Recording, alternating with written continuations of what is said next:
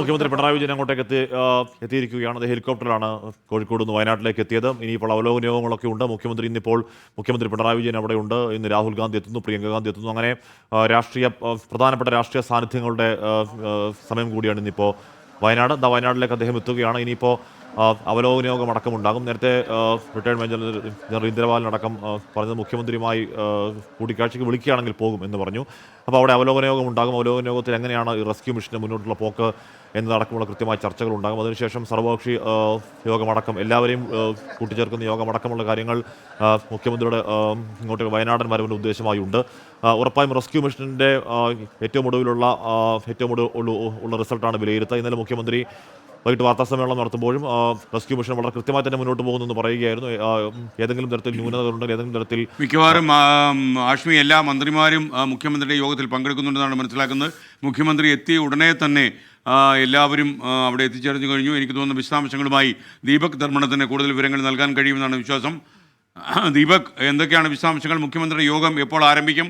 എന്തൊക്കെ സത്വര നടപടികളായിരിക്കും സ്വീകരിക്കുക? പ്രത്യേകിച്ചും ഇന്നലെ ലോക്സഭയിൽ കടുത്ത ചർച്ചകൾ നടന്നു. ആഭ്യന്തരമന്ത്രി ചില കാര്യങ്ങൾ പറഞ്ഞു, അതിനൊക്കെ മുഖ്യമന്ത്രി മറുപടി പറഞ്ഞിരുന്നു. അത് കഴിഞ്ഞ് പിന്നീട് വി മുരളീധരനും അതിന് മറുപടിയായി ചില കാര്യങ്ങൾ പറഞ്ഞു. ഇതൊക്കെ ഇന്ന് ചർച്ചാ വിഷയമാകുമോ സർവകക്ഷി യോഗത്തിൽ? ആദ്യം മുഖ്യമന്ത്രി വിളിച്ചിരിക്കുന്നത് ഉദ്യോഗസ്ഥരുടെയും മന്ത്രിമാരുടെയും യോഗമാണ്. അതായത് ഈ ഓപ്പറേഷൻ എത്രമാത്രം എവിടെ എത്തി, ഇനി എന്തൊക്കെ ചെയ്യാനുണ്ട്, സർക്കാരിൻ്റെ ഭാഗത്തു നിന്നുള്ള ഒരു വിലയിരുത്തലും ആസൂത്രണവുമാണ് ആദ്യം നടക്കുക. ഇതിന് ശേഷമാണ് സർവകക്ഷി യോഗം നടക്കുക. സർവകക്ഷി യോഗത്തിൽ പ്രതിപക്ഷ നേതാവ് ഉൾപ്പെടെയുള്ള എല്ലാ നേതാക്കളും പങ്കെടുക്കുന്നുണ്ട്. സ്വാഭാവികമായും ഈ സർവകക്ഷി യോഗം അത് ഒരു നാടിൻ്റെ ഐക്യം ഈ കാര്യത്തിൽ ഉറപ്പാക്കാനും പൊതുവിലുള്ള പുനരധിവാസം ഉൾപ്പെടെയുള്ള കാര്യങ്ങൾ ആസൂത്രണം ചെയ്യാനും വേണ്ടിയാണ്. കാരണം മുഖ്യമന്ത്രിയെ സംബന്ധിച്ചിടത്തോളം നേരത്തെ കവളപ്പാറ ദുരന്തം, പുത്തുമല ദുരന്തം, അതുപോലെ തന്നെ 2018 പ്രളയം, എല്ലാ സമയത്തും ഇതേ രീതിയിലായിരുന്നു അദ്ദേഹത്തിൻ്റെ പ്രവർത്തനം എന്നുള്ളത് നമ്മൾ ഓർക്കേണ്ടതാണ്. അങ്ങനെ തന്നെ അദ്ദേഹം സംഭവ സ്ഥലത്തെത്തി. ആദ്യം ഉദ്യോഗസ്ഥരുമായി ചർച്ച, പിന്നീട് സർവകക്ഷി യോഗം. ഇതിനുശേഷം നമ്മൾ അറിയുന്ന വിവരം, അദ്ദേഹം ഈ ദുരന്തം നടന്ന സ്ഥലത്തേക്ക് പോവുകയും അവിടെ വെച്ച് സൈനികരെ, ആർമി, കോസ്റ്റ് ഗാർഡ്, NDRF ഉദ്യോഗസ്ഥരെയും പോലീസ് ഉദ്യോഗസ്ഥരെയും അദ്ദേഹം നേരിട്ട് അഭിവാദ്യം ചെയ്യുന്നതാണ് അറിയാൻ സാധിച്ചത്. SKN എത്തിയിരിക്കുന്ന അവലോകനവും ഉടനാണ്. സർവകക്ഷി യോഗം 11:30-ക്കാണ്. മന്ത്രിമാരുമായി ആദ്യം കാണുമെന്നാണ് മുഖ്യമന്ത്രി അറിയിച്ചത്.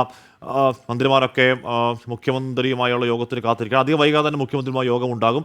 യോഗത്തിൽ പ്രധാനമായും ചർച്ച ചെയ്യുക ഉറപ്പായും റെസ്ക്യൂ മിഷന് മുന്നോട്ടുള്ള പോക്ക് തന്നെയാണ്. ഏതെങ്കിലും കൂടുതൽ സാമഗ്രികൾ റെസ്ക്യൂവിനായി എത്തിക്കേണ്ടതുണ്ടോ തുടങ്ങിയ കാര്യങ്ങളാണ്.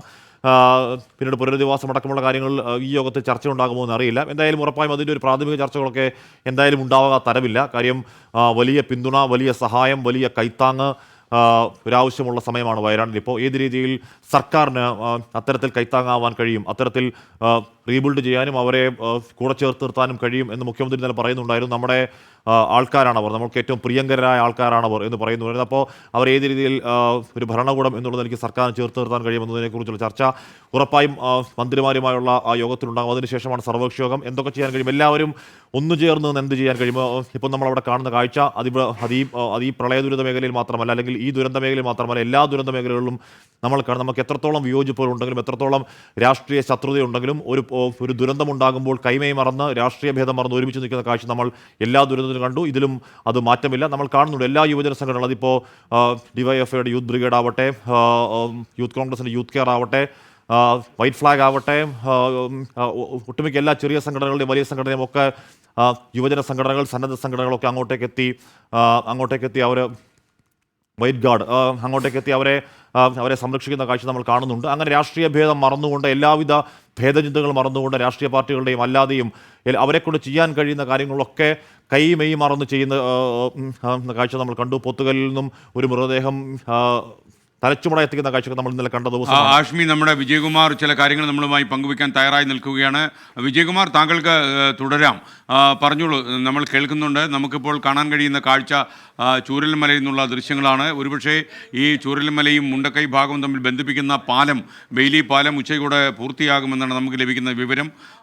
എന്തായാലും ഇന്ന് രാവിലെ ഇതുവരെയുള്ള നമുക്ക് കിട്ടിയ വിവരങ്ങൾ അനുസരിച്ച് SKN 3 മൃതദേഹമാണ് വിവിധ ഭാഗങ്ങളിൽ നിന്ന് കണ്ടെത്തിയെന്ന് അറിയുന്നത്. ഒന്ന് ചാലിയാറിൻ്റെ തീരത്ത് നിന്ന്, മറ്റൊന്ന് ഈ ചൂരൽ മലയിൽ, വേറൊന്ന് മുണ്ടക്കൈ ഭാഗത്ത്. അതിൽ മുണ്ടക്കൈ ഭാഗത്ത് ജീവൻ നഷ്ടപ്പെട്ടയാളുടെ മൃതദേഹം അല്പസമയം മുമ്പ് നമ്മൾ നിൽക്കുന്ന ഭാഗത്തൂടെ ആർമി തയ്യാറാക്കിയ താൽക്കാലിക പാലത്തിലൂടെ അപ്പുറത്തേക്ക് കൊണ്ടുപോയിട്ടുണ്ട്. ഇന്നിപ്പോൾ ആംബുലൻസുകൾക്ക് കൂടി നിയന്ത്രണം ഏർപ്പെടുത്തിയിട്ടുണ്ട്. 25 ആംബുലൻസ് മതി ഈ ഭാഗത്തെ അതിൻ്റെ പതിവ് ജോലികൾക്ക് എന്ന് ജില്ലാ ഭരണകൂടം തീരുമാനിച്ചിട്ടുണ്ട്. ആംബുലൻസ് കൂടുതൽ കൊണ്ടുവരുന്നത് ഈ സൈനിക നീക്കങ്ങൾക്ക് ഒക്കെ തടസ്സമാകുന്നുണ്ട്. അപ്പോൾ അതൊരു നിർദ്ദേശം എന്ന നിലയിൽ നൽകിയിട്ടുണ്ട്.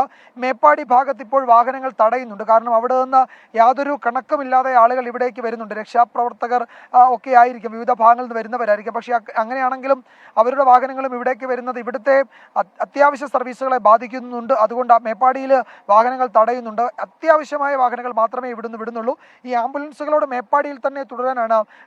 വിജയകുമാർ, മുഖ്യമന്ത്രി പിണറായി വിജയൻ അവിടെ എത്തിക്കഴിഞ്ഞു. കോഴിക്കോട് നിന്ന് വ്യോമ മാർഗത്തിലൂടെയാണ് അദ്ദേഹം ഇപ്പോൾ വയനാട്ടിൽ എത്തിയിരിക്കുന്നത്. അദ്ദേഹത്തിൻ്റെ യോഗം എത്രയും പെട്ടെന്ന് ആരംഭിക്കും. ആദ്യം അദ്ദേഹം എന്തൊക്കെ നടപടികളാണ് സത്വരമായി അവിടെ ചെയ്യേണ്ടത് എന്ന കാര്യം അദ്ദേഹം പരിശോധിക്കും, അദ്ദേഹം ചർച്ച ചെയ്യും. അത് കഴിഞ്ഞാലായിരിക്കും സർവകക്ഷി യോഗം. ഇപ്പോൾ കൂടുതൽ വിശദാംശങ്ങളുമായി ദീപക് തർമ്മടം നമുക്കൊപ്പം ചേരുകയാണ്. ദീപക്, എന്തൊക്കെ വിവരങ്ങളാണ് മുഖ്യമന്ത്രി യോഗത്തിൽ പറയാൻ പോകുന്ന സൂചനകൾ നമുക്ക് എന്തൊക്കെ ലഭിക്കുന്നു? ചീഫ് സെക്രട്ടറി കൂടി പങ്കെടുക്കുന്നുണ്ടല്ലോ, പറഞ്ഞോളൂ. എസ് കെ എൻ, മുഖ്യമന്ത്രി എത്തിയത് തന്നെ ചീഫ് സെക്രട്ടറി ഡോക്ടർ വേണുവും അതുപോലെ തന്നെ DGP ദർവേഷ് സാഹിബുമായാണ്. അതായത് സംസ്ഥാനത്തിൻ്റെ ഭരണതലവന്മാർ തന്നെ മുഖ്യമന്ത്രിയോടൊപ്പം ഈ ചർച്ചയ്ക്ക് വേണ്ടി എത്തിയിരിക്കുന്നു. ഈ സമയത്ത് ചീഫ് സെക്രട്ടറി ചേരുകയാണ്. എത്രമാത്രം പ്രധാനപ്പെട്ട ഒരു മീറ്റിംഗിലേക്കാണ് കിടക്കുന്നത്?